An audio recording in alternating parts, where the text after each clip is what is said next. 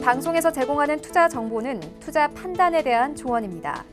방송에서 제공하는 주식의 가치, 가격 상승 및 가격 하락에 대해서는 방송사에서 보장하지 않습니다. 시청자 여러분 안녕하십니까. 오늘장 내일장 2부 출발하도록 하겠습니다. 서정덕입니다. 2부에서는 이제 시장 종목에 조금 더 집중을 확실하게 해보도록 하겠습니다. 두 분의 전문가와 함께 다양한 종목 짚어드리고요. 궁금하신 종목 상담 이어갑니다. 하단의 번호 100원의 정보 이용료 부과되는 샵 4989번을 통해서 종목명, 매수 가격, 비중을 적어서 보내주시길 바랍니다. 두 분의 전문가와 함께 잠시 뒤에 상담 이어가 볼 예정이고요. 유튜브 채널 잠시 알려드립니다. 유튜브 활짝 열려 있습니다. 유튜브 접속 뒤에 서울경제TV 검색어 입력하시면 다양한 다시보기 채널들 열립니다. 상단에 라이브 실시간 채널 함께 열려 있는데요. 클릭해서 들어오시면 언제 어디서나 TV 채널과 동일하게 시청 가능하니까요. 유튜브 채널도 많은 시청 부탁드리도록 하겠습니다. 시황 변동 상황 짚어봅니다. 코스피도 상승폭이 좀 둔화가 됐습니다.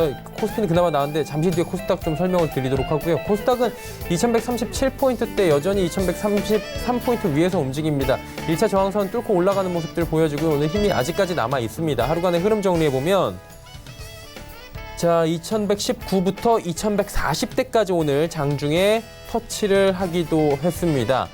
자, 지금 보시면은 2140선 터치하고 잠시 밀렸다가 다시금 2140선 향해서 달려가고 있는 모습이고요. 수급 주체 확인해 보도록 하죠. 기관, 외국인 동반 매수하고 있고 개인이 3,419억 원 현재 팔고 있습니다. 쌍끌이 매수 지금 들어오고 있는 상황인데 기관 가운데서는 모두 다 파는데 연기금만 무려 2,366억 원이나 순매수해주고 있는 상황입니다. 코스닥 살펴봅니다. 코스닥 저희 함께하고 계신 두 분의 전문가분들도 뭐야 코스닥 할 정도로 지금 순식간에 지금 상황이 반전됐고요. 빨간불에서 파란불로 전환됐고 급락세로 전환이 됐습니다. 지금 하단도 0.8% 나가는데 하단 작업한 지 몇 분 되지 않았지만 0.9%대까지 빠졌고 지금 700선도 위태위태한 수준까지 단숨에 밀려 내려갑니다. 하루간의 흐름 정리해보면 712부터 702까지 지금 고점 대비해서 많이 빠져 내려왔고요. 710선에서 지금 밀려 내려오는데 몇 번 걸리지 않았습니다. 분봉으로 봐도 어마어마하게 순식간에 빠져 내려오는 상황인데 수급 좀 확인해 보도록 하겠습니다. 수급도 큰 문제는 없습니다. 외국인이 825억 원 팔고 기관 개인이 사고 있고 전 시간과 수급 주체는 동일한데 이유는 지금 몇몇 종목들에서 급락세가 펼쳐지고 있습니다. 시총 상위주들 지금 잠시 봐야 될 것 같은데 저희 좀 볼 수 있겠습니까? 시총 상위주들. 셀트리온 헬스케어가 지금 0.17% 올라갑니다. 그런데 신라젠이 지금 5% 빠지는데 신라젠 같은 경우에는 이렇다 할 이슈는 없습니다. 그런데 신라젠이 동종 섹터가 밀려 내려가다 보니까 지금 투심이 지금 악화되면서 급락세가 펼쳐지고 있는 거고요. 헬릭스미스도 5%대까지 빠져 내려갑니다. 잘 보시면 제약바이오 제외하면 전체적으로 나쁘지 않습니다. CJENM은 상승폭을 더 키웠고 펄어비스도 상승폭을 조금 더 키우고 있는 상황입니다. 셀트리온 관련 종목들만 그나마 좀 강하게 버텨주는 모습들인데 6위부터 10위 종목들을 살펴봐야 될 것 같습니다. 자, 보시면 메디톡스 지금 1.94% 상승 중입니다. HLB 지금 마이너스 30% 찍힙니다. 하한가고요. 지금 HLB 잠시 살펴보니까 지금 210만 주가 잔량으로 쌓여 있습니다. 오늘 이거 하한가 풀고 올라가기가 쉽지가 않을 것 같은데 HLB는 지금 조금 전에 자회사 LSKB 진행한 위암 글로벌 3상 시험이 1차 유효성 평가 지표인 전체 생존 기간의 목표치에 도달하지 못했다라는 소식이 들려왔습니다. 제약바이오주가 이렇게 무섭습니다.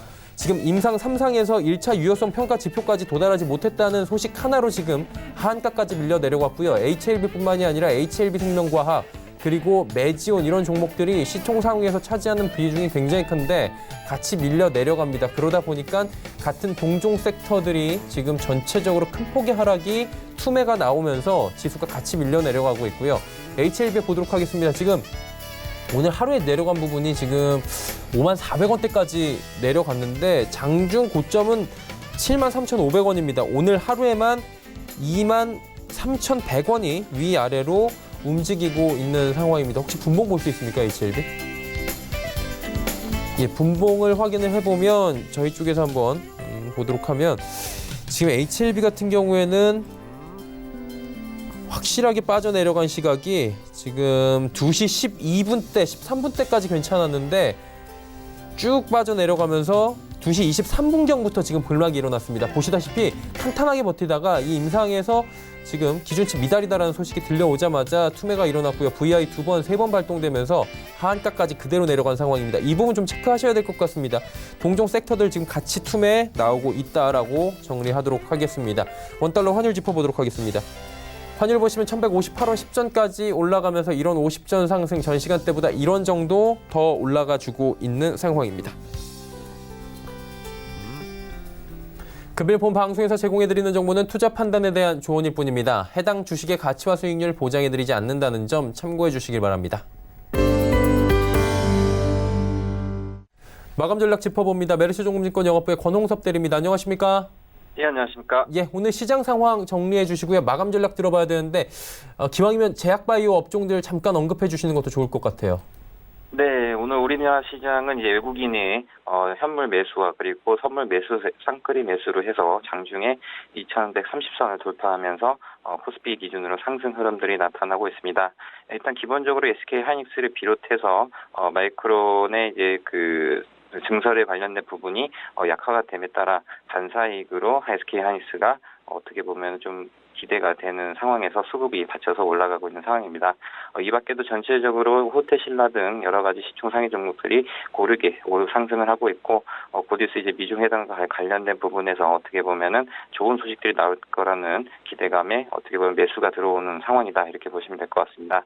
아까 언급했다시피 이제 2시 반부터 해가지고 제약바이오 업종들이 급락을 하고 있는 상황입니다. 이제 급하게 체크를 해봤는데 HF의 경우에는 리보세라는 경우에 임상 3상 결과에 대해서 굉장히 좋지 않게 나왔고 거기에 대해서 상업화까지 어려울 것 같다라는 대표의 발언이 공시가 나옴에 따라서 거기에 대해서 하한가를 기록하고 있는 상황입니다. 이제 메지온의 경우에도 이제 오전 장중부터 찌라시가 났다는 소문이 났는데요.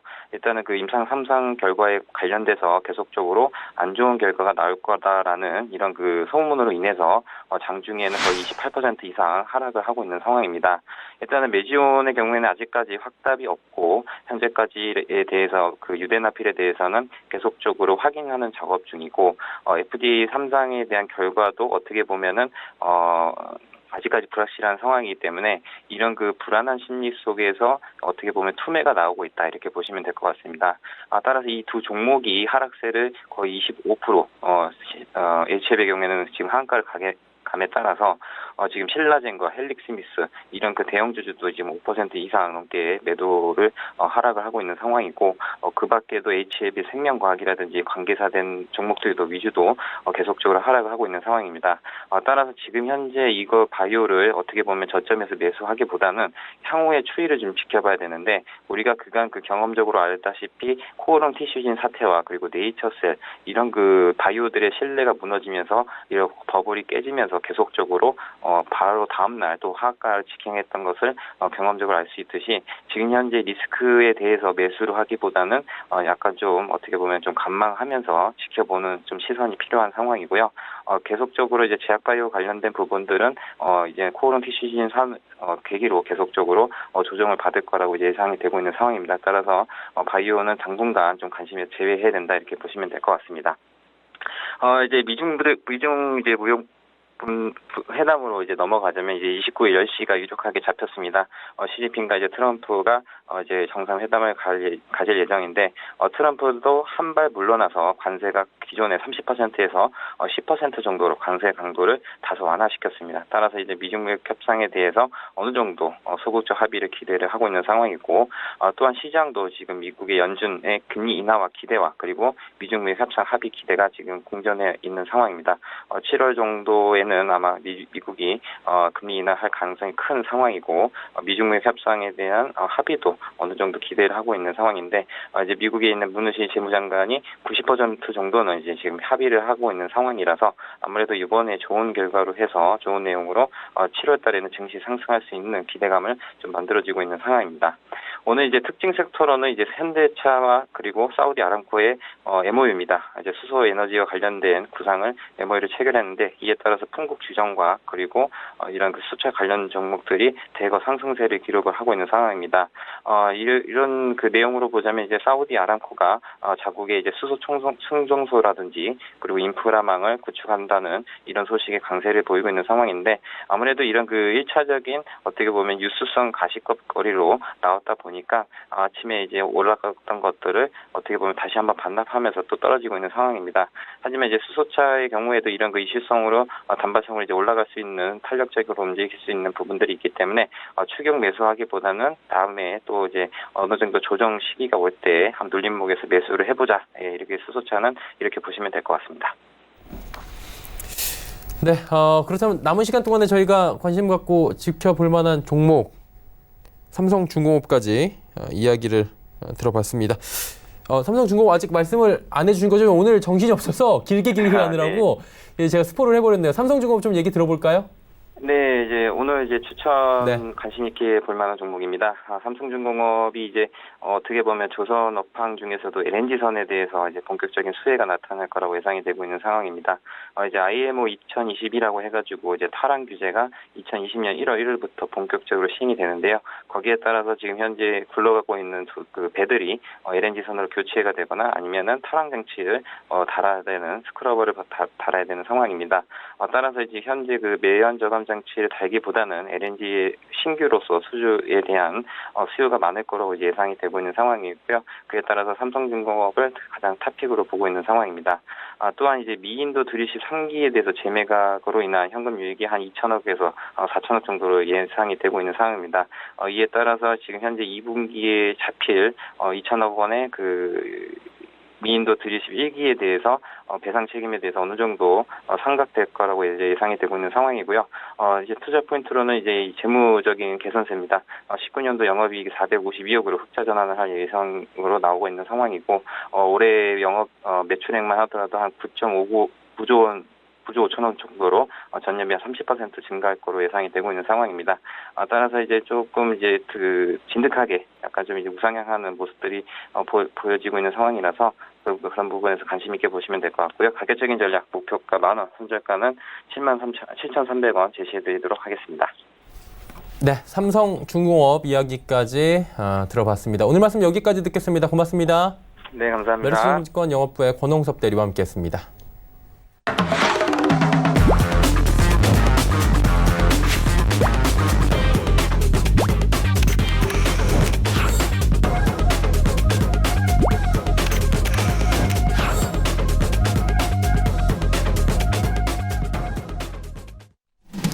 자, 오늘 채널 1장 2부 함께하고 계십니다. 이제 두 분의 전문가와 함께 종목 이야기 바로 나눠보도록 하겠습니다. 벤자민 투자연구소의 신일섭 소장, 샘플러스의 하채기 전문위원과 함께합니다. 두 분 어서 오세요.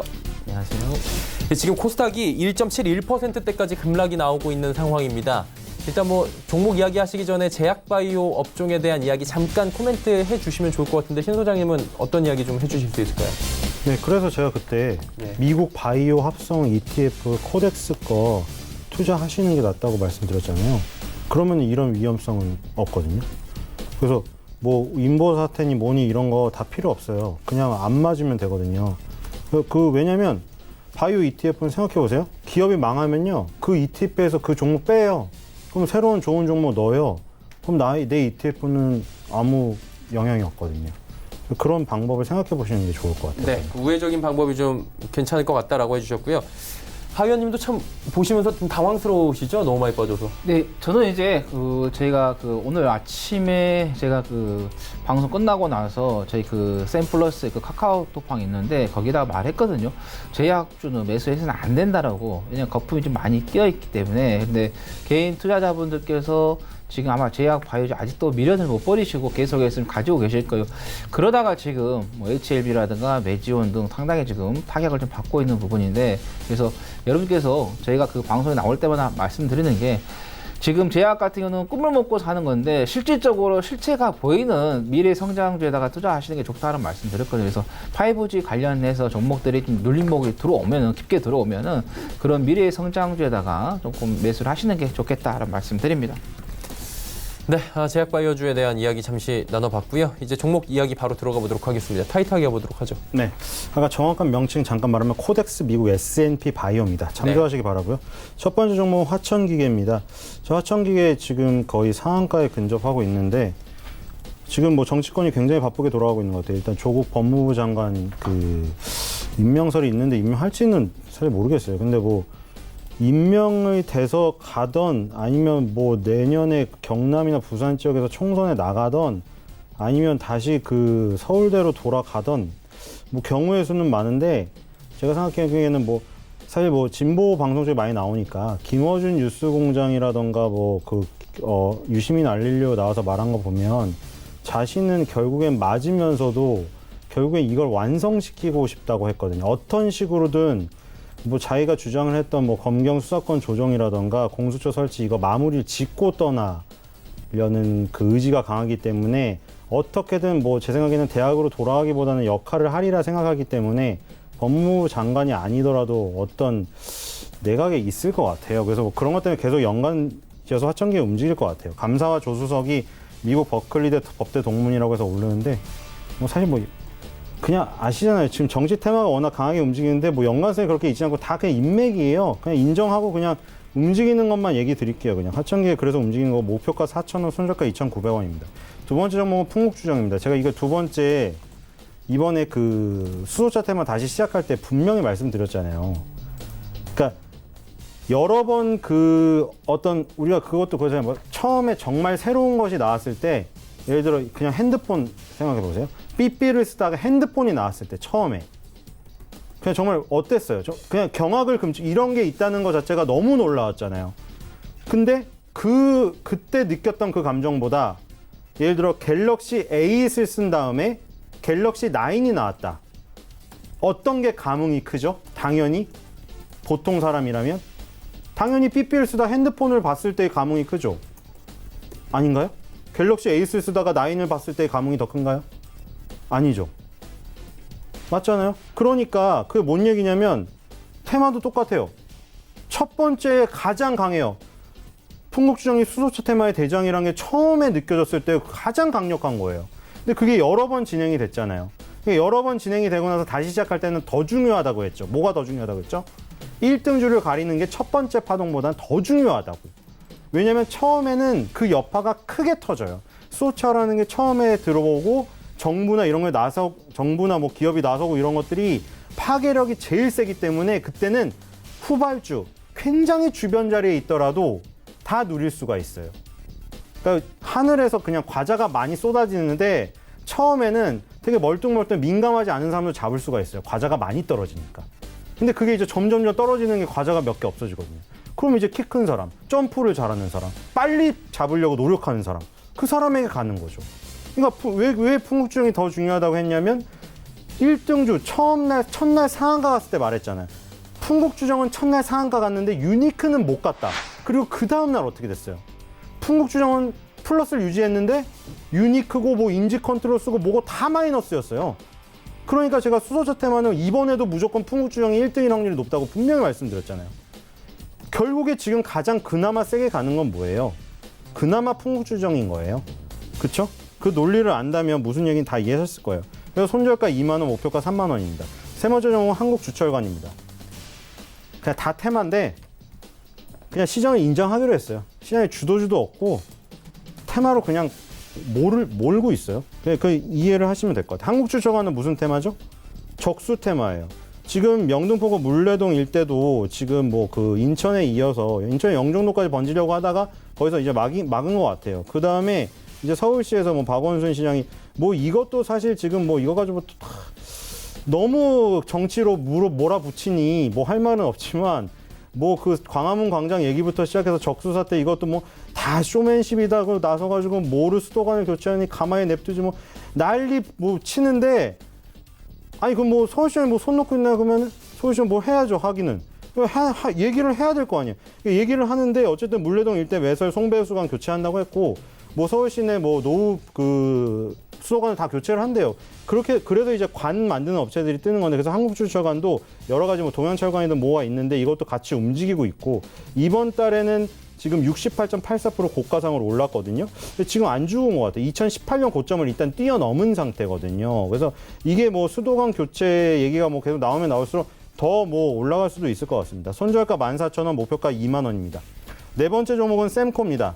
셈코는 지금 오늘은 9% 지금 급등하면서 다시 2만 원대를 들어가고 있는데 엄청나게 흔들어졌죠. 엄청나게 진짜. 셈코가 투자 뭐 주의, 경고 시작해서 이제 거래 정지까지 하루 되고 그리고 뭐 단일가 매매도 되고 막 정말 그걸 못 막을 것 같았는데 일단 급락을 했어요. 한번 폭포수점 쏟아졌는데 지금 쏟아지는 그 간격이 지금 이 정도면 15,000원 근처까지 가려다가 지금 다시 올라가고 있거든요.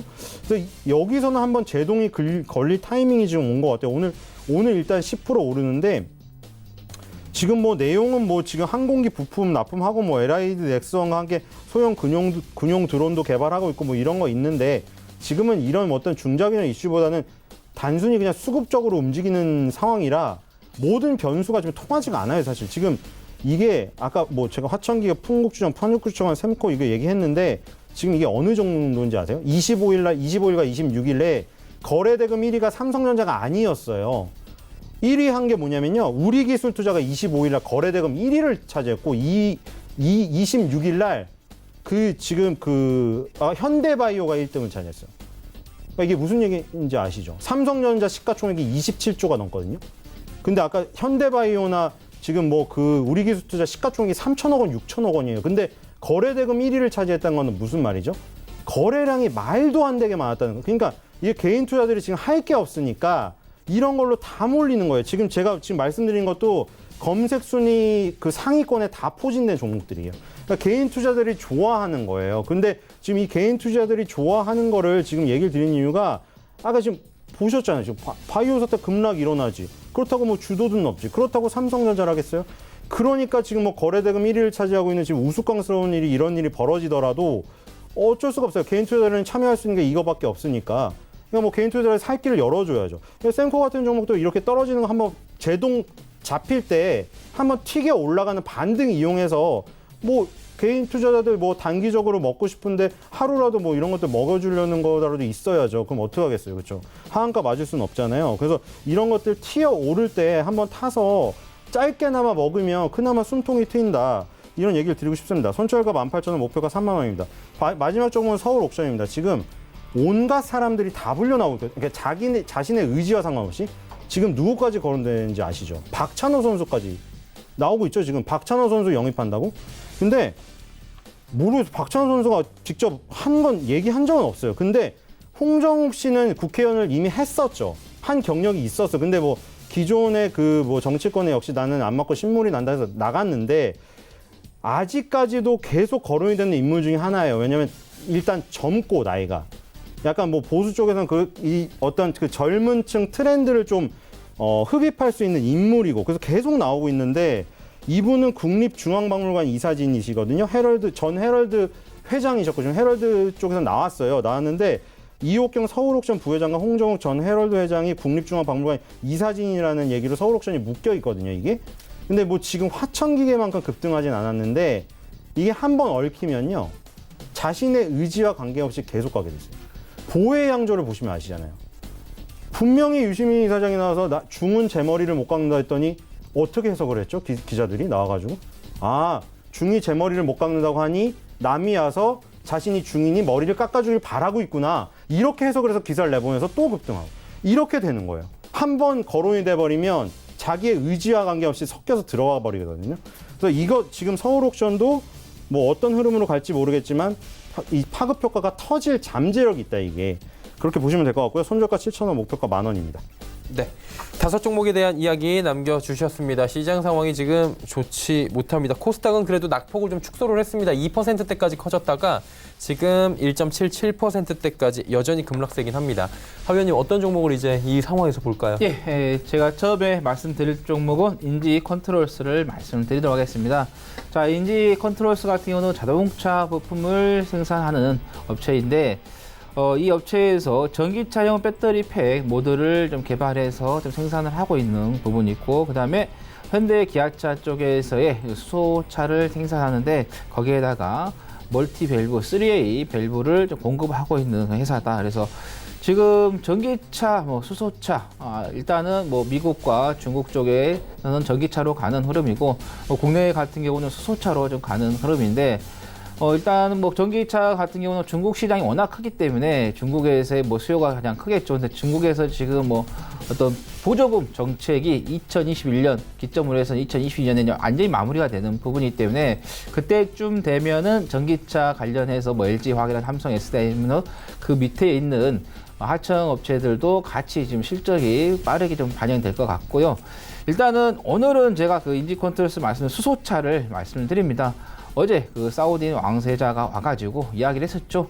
우리나라의 기업들과의 협력 부분이 있어서 수소차에 관한 이야기 좀 했었고, 그 다음에 4차 산업의 신산업에 관해서도 또 협력하는 이야기를 했습니다. 그래서 오늘 아침에 장 초반에 수소차 관련된 종목들이 좀 강세를 좀 보였었던 흐름인데, 장 후반에 왔을 때 조금씩 그 상승분을 좀 반납하고 있는 흐름이고, 그 다음에 개성공단에 이 회사가 자동차 엔진 부품 업체인 인지개성을 설립했던 기억이 있는데, 그게 이제 100% 회사가 지금 지분을 보유하고 있다는 거기 때문에, 그래서 지금 이제 트럼프 대통령이 이제 온다고 했기 때문에 와서 과연 DMZ 방문해서 비무장지대에 방문해서 어떤 이야기를 할지가 이제 우리가 궁금하죠.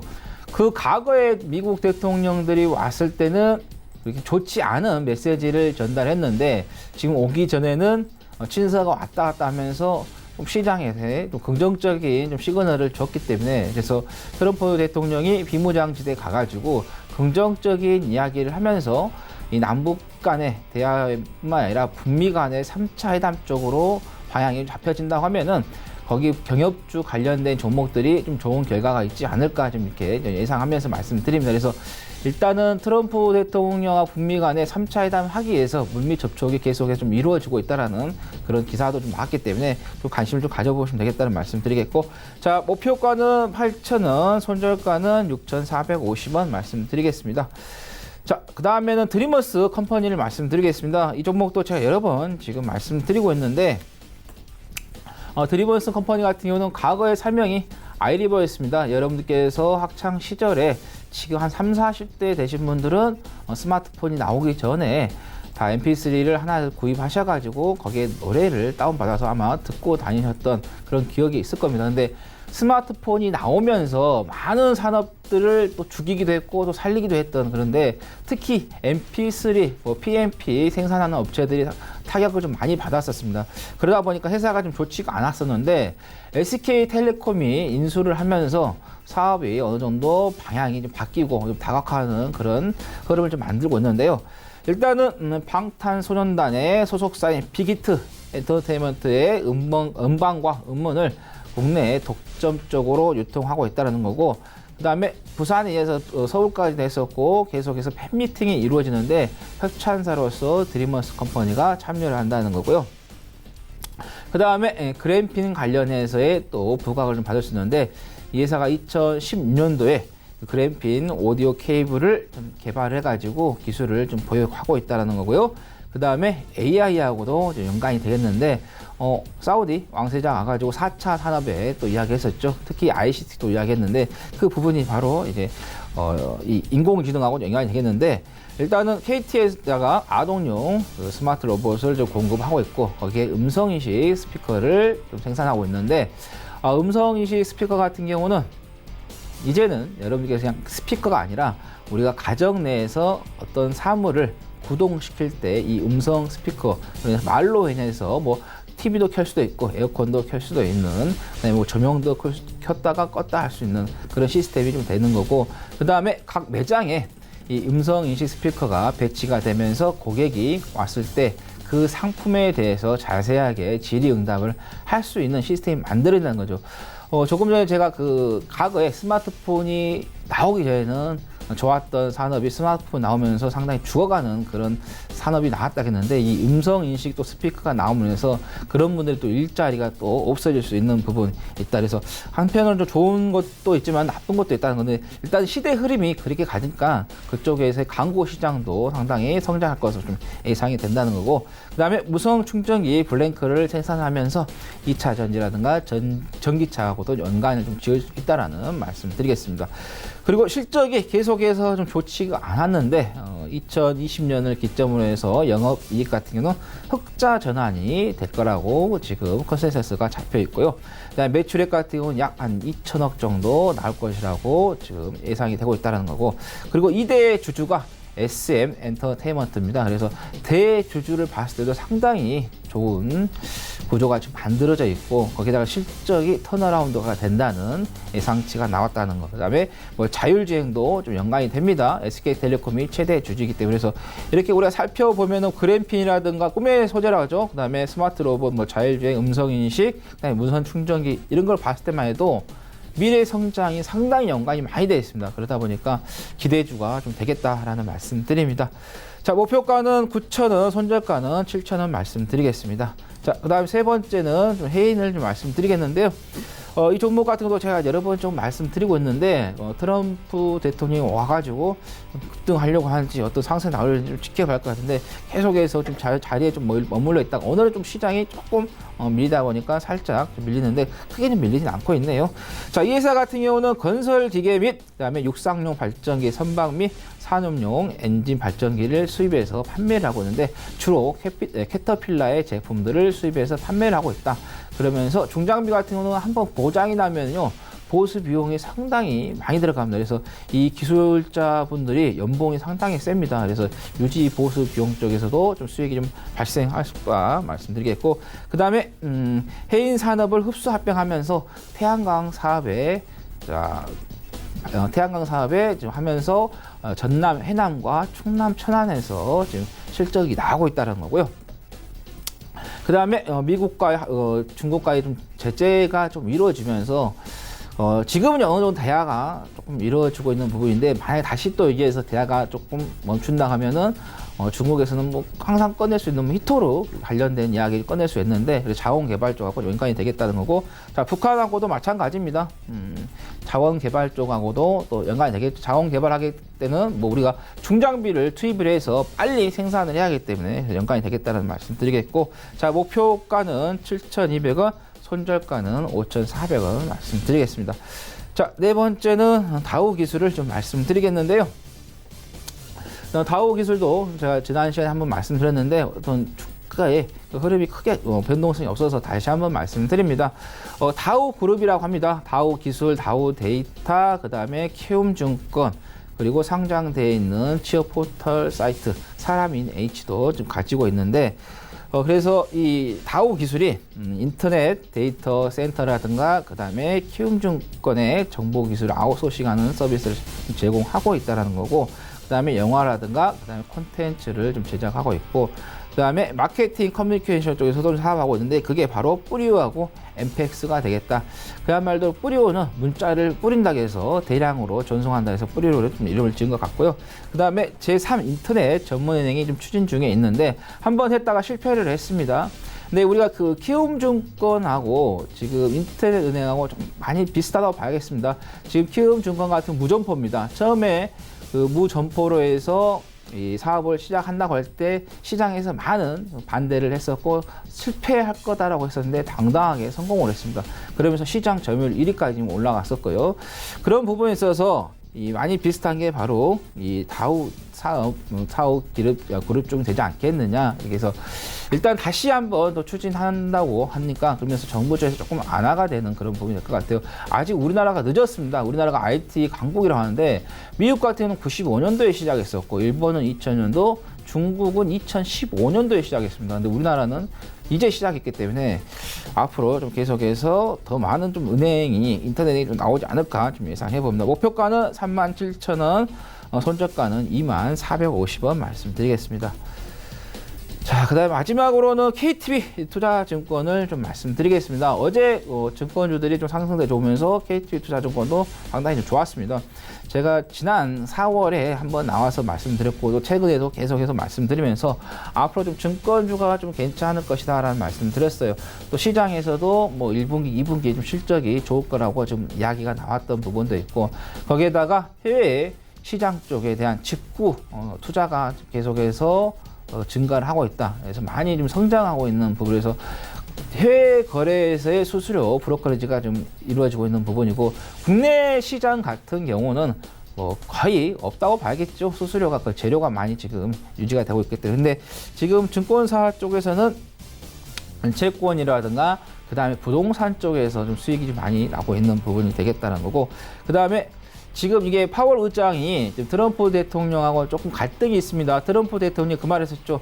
파월 의장 의장도 자기가 마음에 안 들면 교체할 수 있다는 이야기 했었는데, 얼마 전에 파월 의장이 이야기를 하면서 금리 인하에 대한 이야기를 그렇게 하지 않았었어요. 근데 일단은 뭐 다시 한번 금리 인하에 대한 시그널이 나온다 하면은 증권주들이 좀 좋을 수 있겠다고. 그다음에 외국인들이 지금 매수세가 좀 들어오고 있고, 그래서 보유 비율이 24.63%가 되겠다는 거.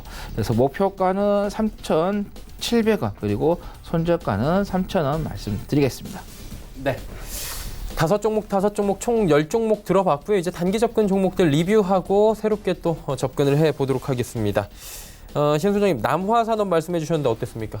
네, 남아산업이 지금 좀 밀리고 있는데 지금 자리를 다시 잡고 재정비하고 올라갈 수 있으니까 골프 대장주니까요. 좀 더 지켜보시기 바랍니다. 네.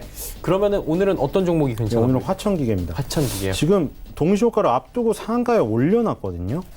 근데 사실 이게 좀 너무 늦은 감이 있어. 그리고 동시효과 바로 직전에 상한가를 들어간 거라 일단 끝나고 확인해 봐야 될 것 같은데, 일단 뭐 강한 건 사실이에요. 오늘 상한가가 아마 2개밖에 없을 거예요. 코스피 코스닥 통틀어서 삼보산업하고 화천기 이 정도인데, 일단 파워가 그 오전장에 못 간 거는 그건 좀 약한데, 어쨌든 상한가니까 결과론적으로는 세요. 근데 지금 이번 주부터 다음 주까지 계속 나올 거예요. 왜냐면 지금 총리 교체설도 있거든요.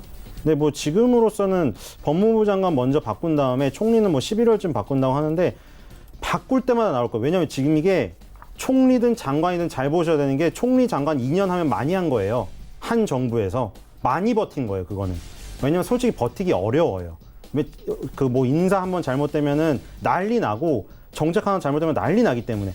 근데 그걸 뭐 하냐면 경험이라고 생각하면 돼요. 경험을 한 다음에, 이게 뭐 회전문 인사라고 뭐 받을 수가 있는데, 비평할 수가 있는데, 그게 이제 계속 어떤 뭐 총선으로 나갈 수 있고 카드들이에요. 그래서 이거는 주식시장에서 볼 때는 이게 이 카드들을 잘 보고 있으면 그 어떤 테마주가 형성됐을 때 그걸 잡을 수가 있거든요. 그래서 지금 아마도 법무부 장관 얘기가 계속 나돌 거기 때문에 화천기가 상한가가 좀 미흡하긴 했지만 강세를 계속 띄지 않을까 생각해서 한번 걸어보겠습니다. 네. 화천기계 말씀해 주셨고요. 하 위원님, 다우기술 말씀해 주셨는데 네. 어땠습니까? 변화가 없습니다. 예. 시장이 이렇게 흔들려도 꿋꿋하게 자기 자리를 좀 잘 지키고 있는 것 같고요. 다행이네요. 예. 그래서 조금 더 우리가 좀 지켜보시는 게 좀 좋을 것 같다는 거, 또 실적이 나쁘지 않기 때문에 회사가, 단지 이제 그 전에 이 인터넷 은행 좀 추진해가지고 좀 급락이 나왔던 그 부분이지, 뭐 인터넷 추진한다고 해서 뭐 실패했다고 해서 이 회사가 뭐 타격 받는 거 아니거든요. 단지 이제 새로운 사업에 추진했는데 그게 안 됐다 이것뿐이지, 그래서 뭐 실적에 있어서는 아무 변화가 없기 때문에 일단은 계속해서 지켜보자는 말씀드립니다. 네. 오늘은 어떤 종목이 괜찮으세요? 오늘은 좀 인지 컨트롤스를 좀 말씀을 드리도록 네. 하겠습니다. 좀 올 상반기 때 1월 달에 강세를 좀 수소차들이 보였다가 어느 정도 좀 장기적으로 좀 조정이 좀 들어왔다가 다시 한번 좀 올라가고 있는 부분인데, 일단은 아까 제가 설명드렸던 것은 뭐 참고하시면 되겠고, 좀 우리 시간이 없으신 것 같아서 바로 그냥 그 CG로 넘어가도록 하겠습니다. 아마 아까 제가 처음에 뭐 개성공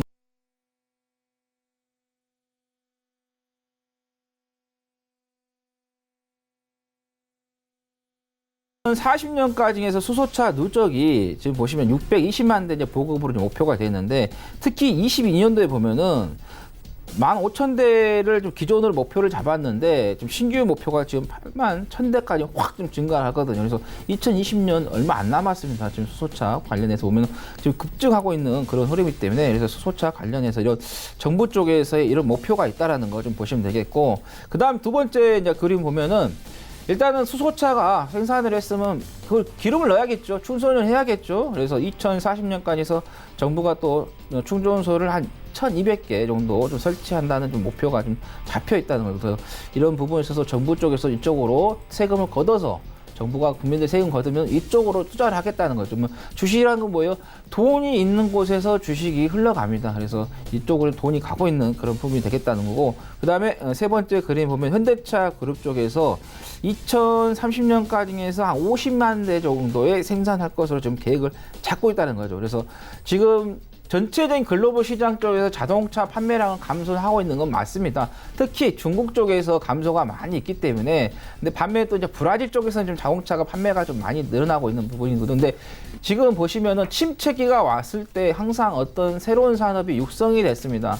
우리가 과거에 2010년도, 9년도에 보면은 2008년도에 금융위기 이후에 보면은 스마트폰이 나왔었어요. 그래서 스마트폰이 나와가지고 그 침체되어 있던 경기를 회복을 시키는데 하나의 일조를 했다는 거죠. 그래서 이런 어떤 어려움이 있을 때 항상 위기의 기회라고, 이런 위기가 있을 때 그 수소차가 그 기회를 잡아가는 그런 흐름을 보이거든요. 그리고 지금 내연기관 쪽에서의 판매량은 좀 줄어들고 있지만은 이 전기차라든가 수소차 쪽에서의 판매량은 좀 증가를 하고 있기 때문에 그걸 좀 보시면 되겠고, 그 다음에 네 번째 그림을 좀 보면은 현대차에서 수소차 가장 저기한 게 넥소입니다. 넥소의 지금 월간 판매량 추이를 보면은 18년 3월도 보면은 지금 올라갔다 내려갔다 하면서 우리 주가의 파동을 치듯이 월간 판매량이 계속해서 고점과 저점을 높여가면서 늘어나고 있다는 거죠. 그런 부분에 있어서 이 현대차라든가 기아차 연계해서 수소차 관련된 종목들을 좀 여러분께 좀 잘 보시는 게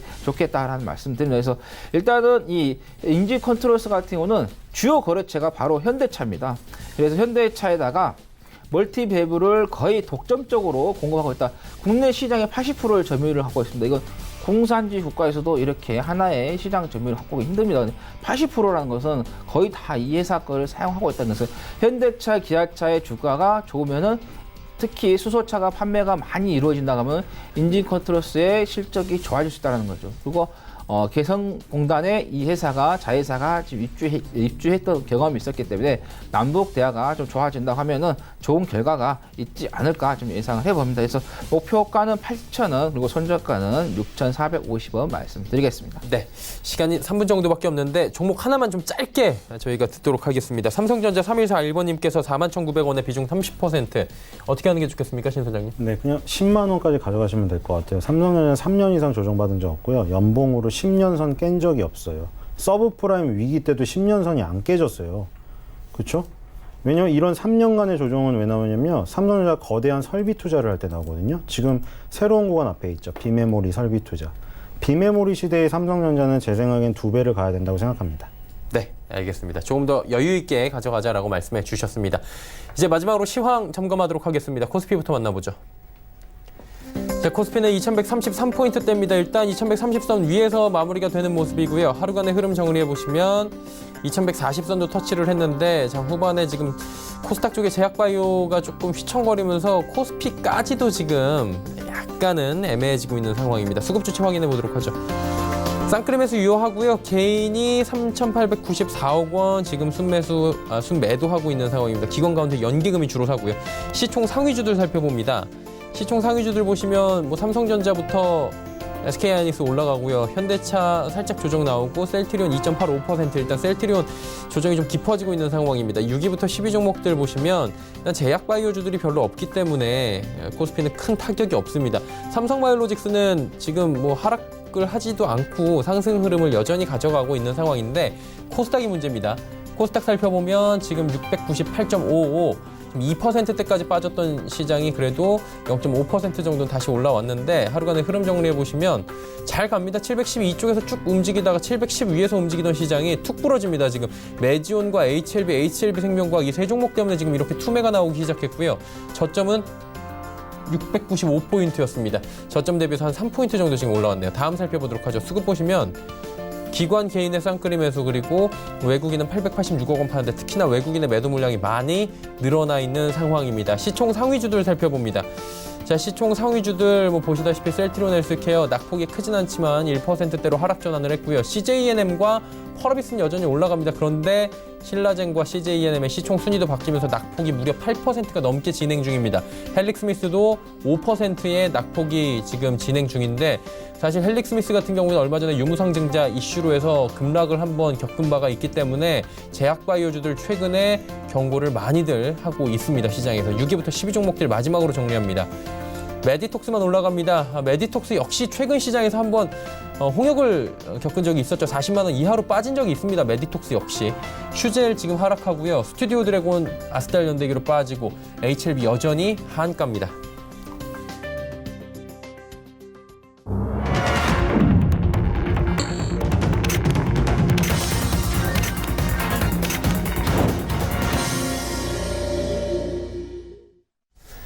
자, 시장 마감이 됐습니다.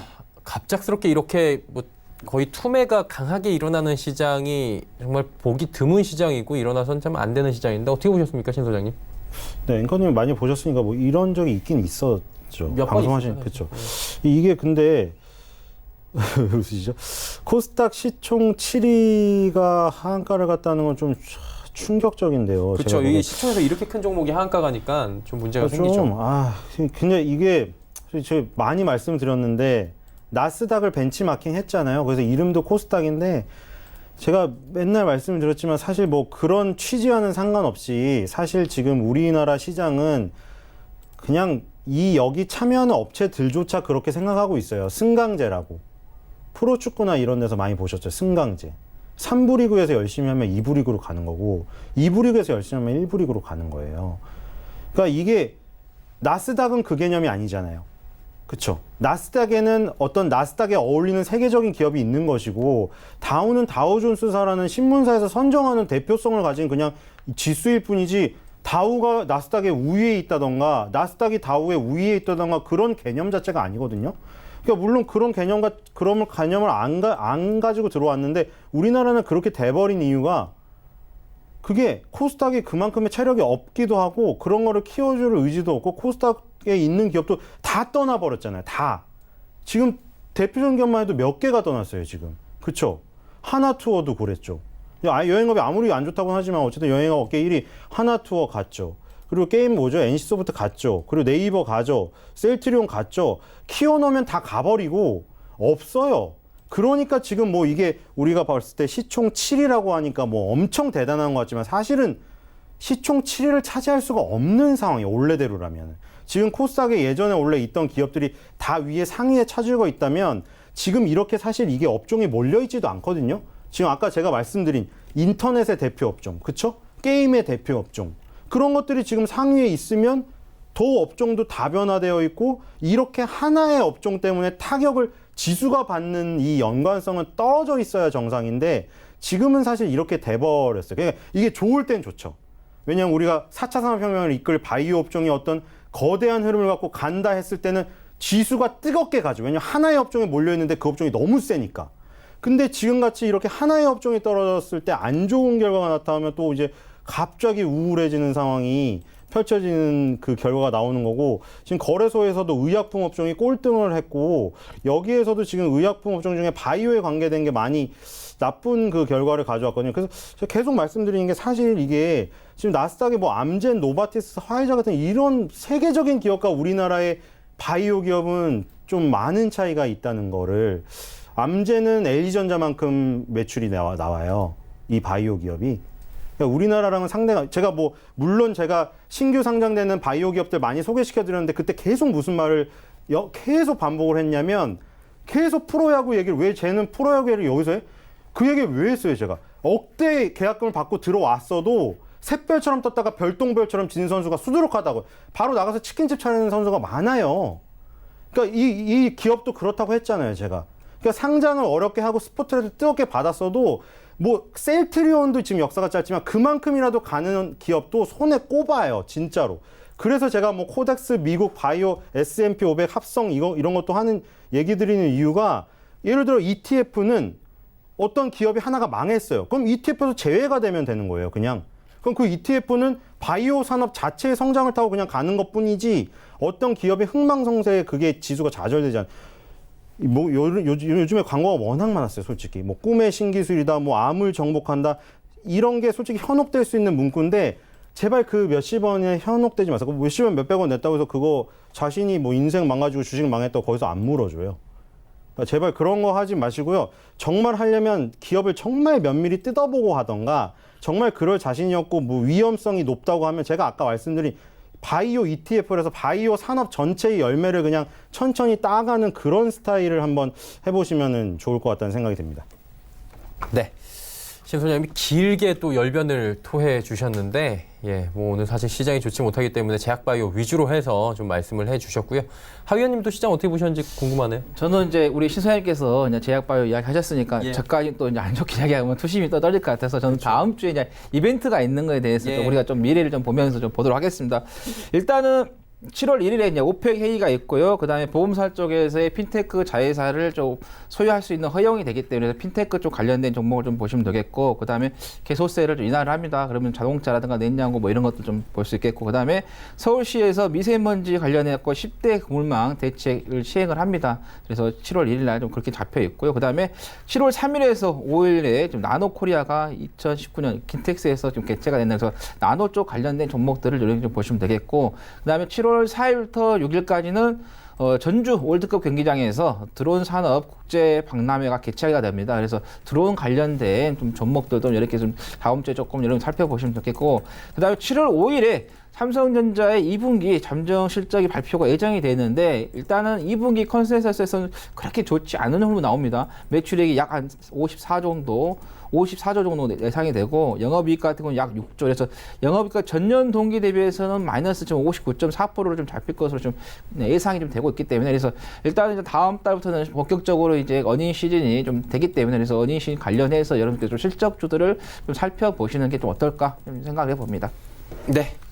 두 분과 함께 시장에 대한 이야기, 뭐 제약바이오도 그렇고 다음 주 일정들까지 함께 짚어봤습니다. 오늘은 벤자민 투자연구소의 신일섭 소장, 샘플러스의 하채기 전문위원과 함께했습니다.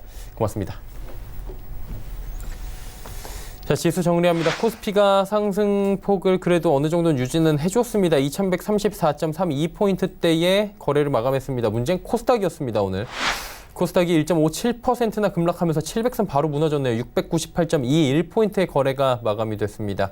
원달러 환율 짚어보도록 하죠. 원달러 환율 1원 50전 올라가면서 1158원 10전의 거래가 마감이 됐습니다. 김동섭의 마켓뷰 바로 출발합니다.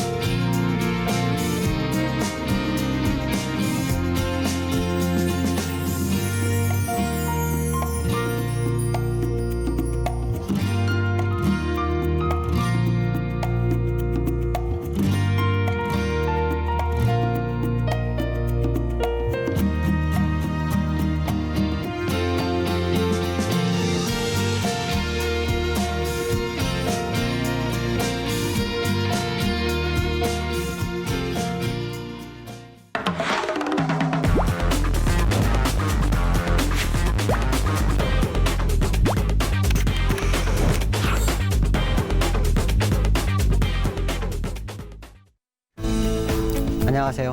김동섭입니다. 국내 시장이 약하게 시작했다가 장중한 때 고점을 갱신했었죠. 그런 다음에 윗꼬리가 좀 생기는 그런 모습이었는데요. 미국 시장이 상승을 못하는 그런 과정 속에서 국내 시장은 상당히 좀 강한 모습을 보입니다. 그러나 오늘 시장의 모습이 100% 추세적인 부분이 있는지 이거에 대해서는 좀 생각해 봐야 되는데요. 오늘 특징을 보시면 일단 외국인과 기관이요 쌍끌이 매수를 합니다. 기관들이 사실은 오전에는요 매도였어요. 매도였고 연기금도 매도였는데요. 오늘 기관이 2,670억 정도 매수를 합니다. 자, 기관 중에 2,670억 중에서 연기금만 2,450억 정도로 삽니다. 연기금이 없으면 이 시장은 견디기 어렵지 않나 뭐 이런 생각이 들 정도로 연기금의 힘이 굉장히 큰 상황이다라고 보시면 될 것 같고요. 오늘 외국인 비차익 1,100억 매수하고요. 순수하게 1,550억 정도 매수하면서 시장을 방어합니다.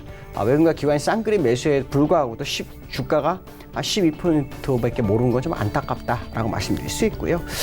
코스닥이 거래소와 다른 특징을 보이네요. 오늘 HLB가 하한가 들어가면서 1.5% 급락하는 모습이 시장에 나왔죠. HLB가 시장의 상위권에 있기 때문에 지수가 빠지면 코스닥은 빠질 수밖에 없는 구조로 형성돼 있다라고 보시면 될 것 같습니다. 글로벌 이슈에 대해서 좀 볼까요? 글로벌 이슈를 보시면 미국장에 대해서 말씀을 드릴까 하는데요. 미국장은 지금 어떻게 보면 G20 정상회담을 기다리는 그런 모습이다라고 봐야겠죠. 오늘 장중한 때 뉴스가 나온 것 중에 하나는 지금 현재 협상하는 과정 속에서 추가 관세를 하지 않겠다라는 얘기가 나옵니다. 그래서 휴전 얘기가 나오죠. 근데 추가 관세에 대한 부분을 가지고 휴전을 한다? 이건 좀 이해가 안 되는데요. 더 격화되기를 원치 않는 건데 휴전이라는 것은 결국 아무것도 하지 말아야 되는 상황인데요. 그런 용어를 하면서 시장을 좀 끌어올리는 모습이 나왔는데요. G20 정상회담에서 얼마 전에 무역협상 재개가 되고 있는 상황이기 때문에 결과가 어떻게 도출될지 좀 지켜봐야 될 것 같습니다. 트럼프가 양보를 할지 아니 시진핑이 항복을 할지 좀 봐야겠죠. 그러나 중요한 것은 지금 상태에서 휴전이 아닌 협상이 마무리되지 않는다면 결국 관세는 계속 부과되고 있기 때문에 시장은 골병이 계속 들 수밖에 없는 상황이다라고 해석해야 될 것 같고요. 골병이 든다면 결국에 와서는 연준이 금리 인하 시도를 하겠죠. 문제는 금리 인하 폭이 시장에서 원하는 만큼이 아니었을 경우에 미국 시장이 더 상승할지에 대한 의문점을 좀 가져야 되겠다라고 말씀드릴 수 있는데요. 기술적인 부분에서 한번 시장을 접근을 해보면 오늘 음봉입니다. 또 새벽에 음봉이 4개가 나왔죠. 5일선 붕괴하고 그다음에 다시 올랐지만 5일선에서 윗꼬리 맞고 밀리는 모습이 시장에 나온 그런 모습이었다라고 보시면 되는데요. 현재 상태로 보면은 쉽게 반등이 어려운 차트의 모습을 가지고 있죠. 시간에서는 약간 상승하는 모습이 있지만 미국 시장은 공통점이 있습니다. 시간에서 상승하다가 본장에서 빠지는 게 한두 번 시작되면 그게 함정이었던 경우가 굉장히 많았습니다. 어저께 시간에서 상당히 올랐었죠. 그러다가 본장에서는 별 의미가 없었죠. 오늘도 시간에서 오르는 모습이 있었는데 본장에서 어떤 모습이 나오는지 봐야 되겠지만 보통 2, 3일 정도 반복하게 되면 물량을 털어내는 과정이었던 경우가 굉장히 많았다라고 본다면 지금 미국 시장의 모습 굉장히 불안한 모습이 연출되고 있다라고 봐야 되겠죠. 지금 차트의 모습을 보시면 정확하게 기술적으로 맞고 떨어지는 상황이라서 26,000포인트 26,000포인트는요 여기 십자 도지가 있는 자리에서 갭상승이 나온 자리입니다. 근데 이 자리가 사실 어떻게 보면은 월봉에서 윗꼬리 부분이 완벽하게 만들어지는 그런 자리거든요. 그래서 26,000이 오늘과 내일 이틀 동안 무너지지 않아야 됩니다. 만약에 혹시 그거 무너지게 되면 일단 시장은 하방 압력 굉장히 클 수 있고요. 제가 이제 근심하는 것은 뭐냐면 미국과 중국이 협상하는 그러한 뉴스는요 사실 미리 시장에 흘러나옵니다. 휴전 얘기는 나왔지만 협상 얘기는 완전히 나오지 않고 있죠. 그렇기 때문에 시장이 아마도 밀리는 게 아닌가 이런 생각을 해봐야 될 것 같고요. 26,000까지는 약 530포인트 남아있기 때문에 2% 정도밖에 남지 않았습니다. 그렇기 때문에 언제든지 시장은 밀릴 수 있다라고 판단해야 되겠죠. 결국 26,000포인트가 오늘과 내일 사이 가는지가 시장의 방향성을 알려줄 거고요. 아마도 정상회담에서 그 결과를 대충 예측하지 않을까 뭐 이렇게 말씀드릴 수 있을 것 같습니다. 자, 두 번째는요. 삼성전자 제가 요 근래 말씀을 드리고 있는데요. 오늘도 삼성전자 1.75% 올라서 시장을 방어를 했어요. 이 삼성전자가 랠리를 시작할 건지에 대한 부분을 생각을 해야 되겠죠. 문제가 조금 있더라고요. 일단은 일목균형표상으로 저는 목표치에 대한 부분을 항상 중요하게 생각을 합니다. 재료가 없는 상태에서 삼성전자 시장을 이끌고 있죠. 특히 외국인들이 집중 매수를 하고 있는 것이 특징인데요.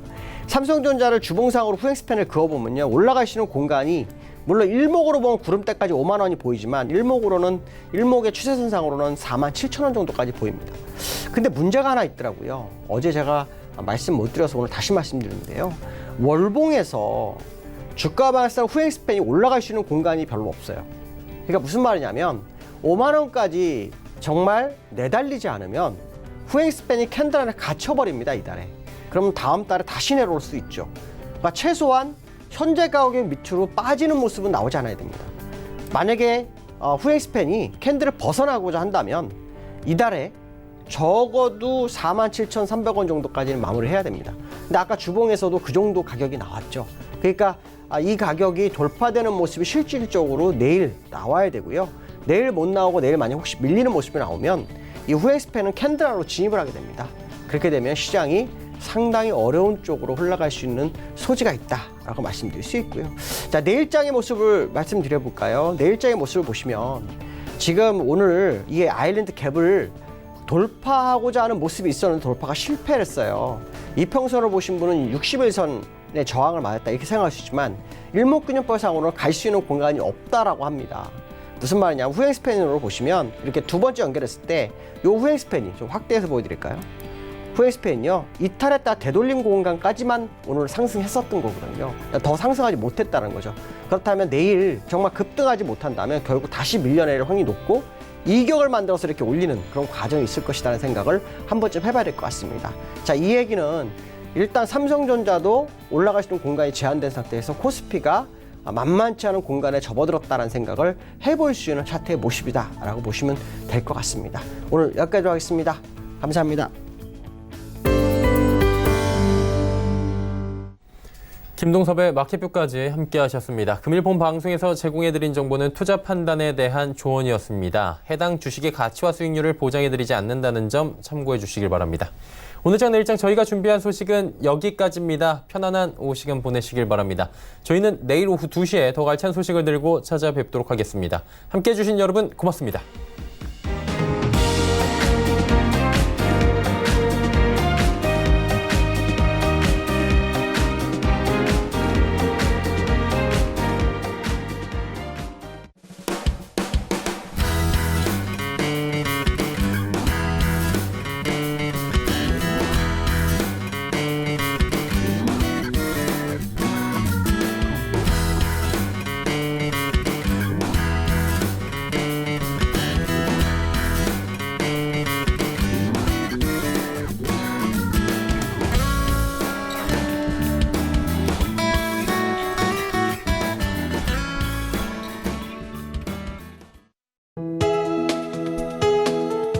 방송에서 제공하는 투자 정보는 투자 판단에 대한 조언입니다. 방송에서 제공하는 주식의 가치, 가격 상승 및 가격 하락에 대해서는 방송사에서 보장하지 않습니다.